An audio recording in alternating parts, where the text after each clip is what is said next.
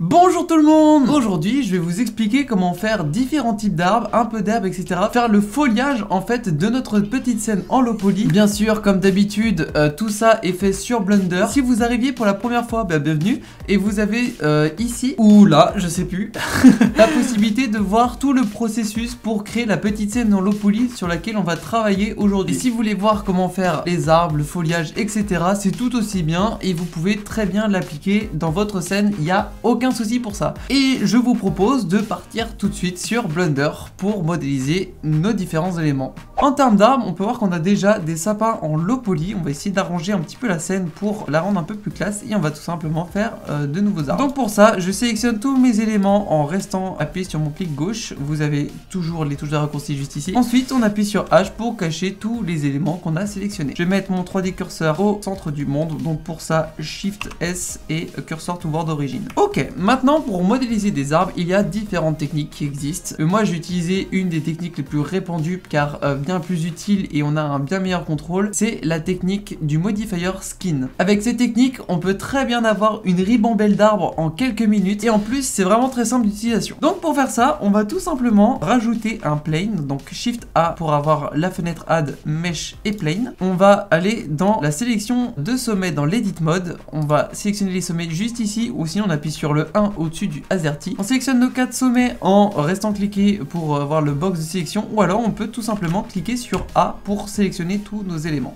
Ensuite, on va appuyer sur M pour Merge. La fenêtre Merge, c'est tout simplement un rassemblement de nos sélections. Par exemple, là, on a sélectionné nos 4 sommets. Si on clique sur Add Center, c'est-à-dire que ça va regrouper nos 4 sommets au centre pour en créer qu'un seul. L'avantage de ça, c'est que quand on se met justement dans un des points de vue juste ici et qu'on appuie sur E pour extrude du coup notre sommet, et ben on a un segment qui se crée. Donc là, rien de vraiment intéressant, mais maintenant on va aller dans les modifiers, on va sélectionner du coup le skin comme j'ai dit tout à l'heure, et voilà, vous avez juste ici votre tronc d'arbre. Donc là, c'est un petit peu pas très représentatif. Là, vous avez tout simplement un cube qui va se créer autour de notre segment, et ça va former notre tronc d'arbre. Par exemple, si je repasse en Edit Mode et que j'active le X-Ray en appuyant sur Alt et Z, ou en cliquant juste ici, vous pouvez tout simplement créer plusieurs forme pour votre arbre. Et comme vous pouvez le voir, ça s'adapte directement à nos segments. Et avec ça, on va pouvoir créer énormément de choses et du coup, on pourra faire nos branches. Donc pour le premier arbre, on va plutôt faire quelque chose de plutôt classique. On va pas s'embêter à faire des choses très compliquées. On va peut-être même pas partir aussi loin. Je vais rester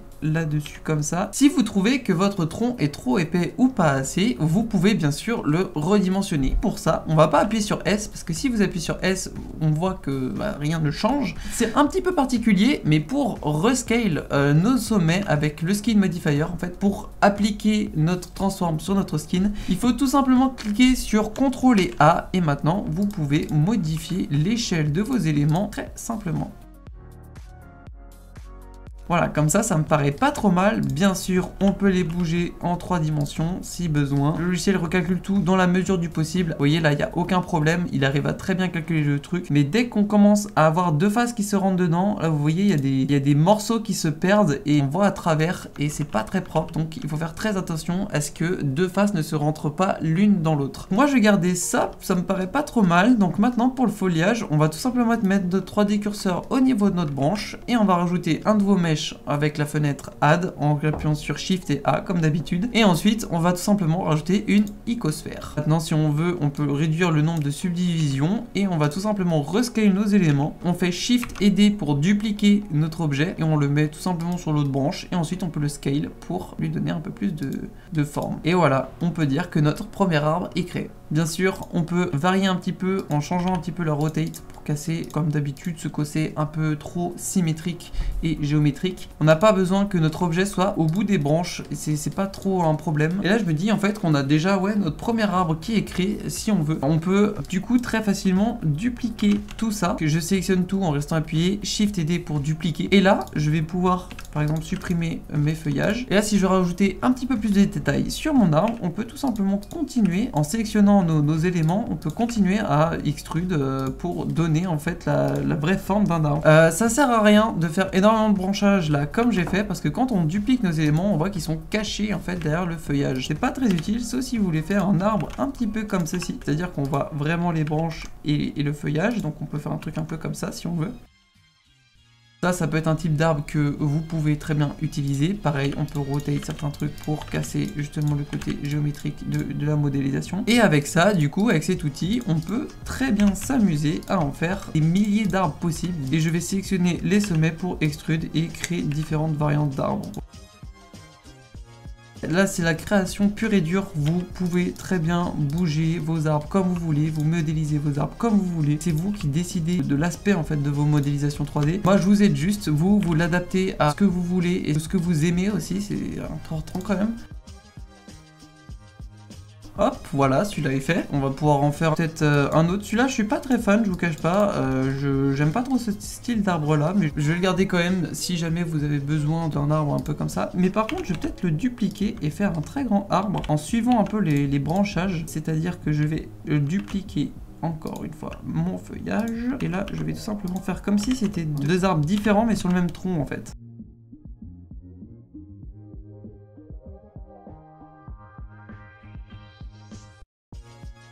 Vous avez toutes les possibilités possibles. Oui, c'est vrai. Vous pouvez créer n'importe quel arbre comme vous le souhaitez. C'est en fonction de vos besoins. Alors là, faites attention. Vous voyez, sur cet arbre-là, il est un peu plus large qu'épais. C'est pas tant un problème que ça. Faut juste faire gaffe des fois à ce que ce soit pas trop plat. Là, ça me paraît un petit peu plat quand même. Donc, je vais essayer de l'agrandir un petit peu en gardant en fait nos branchages en dessous. C'est ça le défi. C'est de garder quand même un semblant de branchage. Il existe aussi des arbres où les feuilles sont aplaties, il n'y a pas de mal à ça. Voilà, ça me semble pas trop mal pour ces petits arbres là. Je pense même que je vais garder ces deux là et celui-là en plus petit pour faire une jeune pousse d'arbre. Celui-là, je vais pas trop l'utiliser, donc pour ça, je vais tout simplement le cacher. Si vous voulez ne plus le voir, mais toujours avoir une sauvegarde de ça, vous pouvez créer une collection en appuyant sur M et créer une nouvelle collection que là, vous pouvez appeler arbre.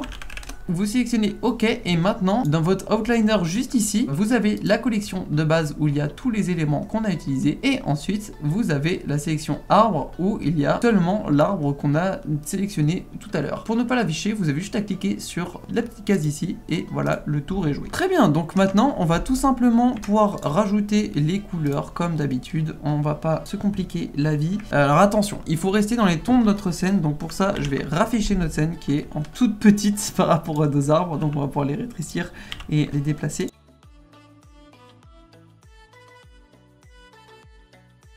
Tiens, je pense à ça, si vous voulez déplacer votre objet, sauf que vous voulez pas sélectionner chaque chose une à une sur votre modèle, vous pouvez très bien tous les sélectionner, et ensuite vous sélectionnez en dernier l'objet principal, celui que vous cliqueriez en fait pour déplacer complètement notre objet, et en fait cet objet va être le parent des autres objets qui seront enfants. C'est un terme qui peut paraître compliqué alors que c'est super simple. Par exemple, je sélectionne mon tronc en dernier après avoir cliqué sur tous les branchages de mon arbre, et ensuite je fais CTRL P pour faire Set Parent To et là on sélectionne notre objet. Et maintenant vous voyez il y a des petits traits qui vont vers le centre de notre tronc et maintenant lorsqu'on déplace juste notre tronc on déplace complètement nos feuillages. Mais pas de panique, vous pouvez toujours sélectionner vos feuillages dépendamment, en fait ils vont pas suivre le tronc, c'est juste quand vous sélectionnez le tronc que vous le scalez etc. En fait les enfants vont suivre tout le transform du parent, donc que ce soit la rotation, le scale etc. Mais on peut très bien bouger, déplacer et tourner en fait les éléments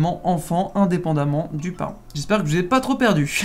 C'est un élément qui peut être très utile et qui est assez important dans la modélisation 3D. Je vais faire exactement la même chose, je sélectionne tout le feuillage, je sélectionne le tronc en dernier, CTRL P pour set le parent sur l'objet et voilà. Donc pour les couleurs, soit on reprend tout simplement les matériaux qu'on a pu utiliser pour toujours coller à notre scène, soit on peut en créer des nouveaux. Moi je vais pas reprendre, pourquoi j'ai 3 fois de l'herbe? Je vais reprendre la couleur du sapin, celui-là je vais le dupliquer en cliquant juste ici et je vais mettre une couleur peut-être un peu plus claire, de varier un petit peu les plaisirs aussi. Et je sélectionne ensuite comme d'habitude en restant appuyé sur Shift tous les autres éléments, CTRL L pour link le matériau, c'est-à-dire lier le matériau et voilà on a un petit tronc fort sympathique. On peut faire pareil pour tous les autres. Bon, je vous épargne les explications pour changer la couleur sur les autres arbres et je vais poursuivre la création de cette petite scène en réaménageant le décor avec ces nouveaux éléments. Voilà, maintenant que j'ai placé tous mes arbres, je vais tout simplement créer des petits brins d'herbe qu'on va pouvoir mettre à certains endroits aussi. Donc pour ça, on va tout simplement repasser, on va recacher tout en sélectionnant tout et en appuyant sur H. On remet notre curseur sur l'origine du monde. Pour faire un brin d'herbe, c'est super simple. On va tout simplement sélectionner en faisant Shift A, Add Mesh, et là on va prendre un cylindre. On va réduire le nombre de vertices à 3 pour avoir un triangle. Et ensuite, on va tout simplement pouvoir le scale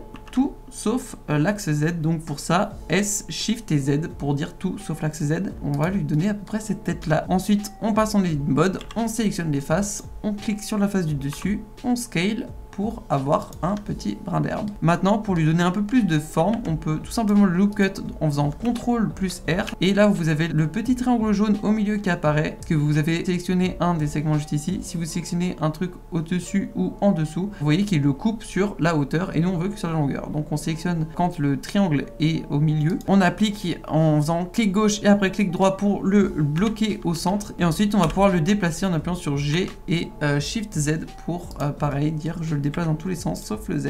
Et voilà, maintenant on a un petit brin d'herbe. Un petit brin d'herbe tout seul, c'est pas forcément la meilleure chose, donc on va tout simplement le dupliquer en faisant Shift D. Ensuite on va bloquer sur l'axe Z en faisant Maj Z. On retourne notre petit brin d'herbe et là on peut modifier en sélectionnant le sommet, sa taille, dans quel sens il va, etc. Et de cette façon, on va pouvoir très rapidement créer un petit parterre de feuilles en fait, tout simplement. On peut modifier aussi le bas, on peut modifier un peu les côtés. Là on dirait juste des griffes, donc en fait c'est celle-là qui me dérange le plus, je pense. Je vais sélectionner toute la sélection et je vais monter un petit peu plus, voilà, pour recréer en fait cette espèce d'herbe en fait. Là ça me paraît pas trop mal parce que regardez maintenant, si je sélectionne tout, je duplique et que je rotate, nous avons un petit brin d'herbe. Je vais juste le séparer un peu plus là et avec ça on va pouvoir tout sélectionner.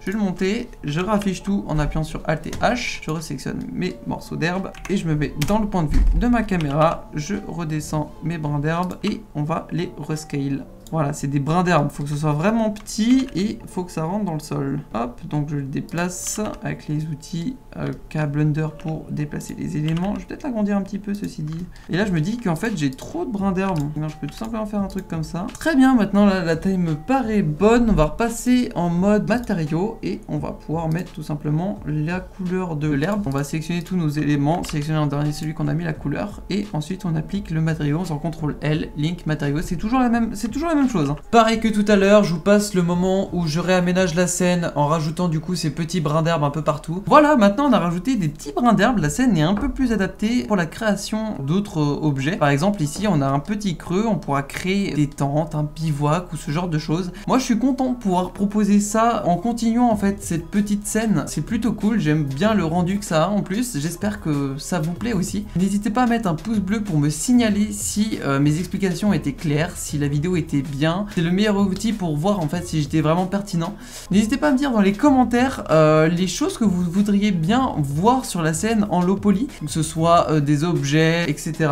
C'est avec plaisir que je vous apprends justement tous les rudiments de la 3D en modélisant cette petite scène. Merci beaucoup d'avoir regardé la vidéo jusque là. J'attends du coup vos messages en commentaire pour voir ce qu'on peut modéliser sur cette scène. Vous avez juste ici 2 vidéos qui peuvent vous intéresser sur la modélisation 3D. Il y a le début de la scène en low poly pour les personnes qui ont raté les premières vidéos. Sur ce, merci beaucoup de m'avoir regardé jusque là, ça fait ultra plaisir et je vous dis à la prochaine.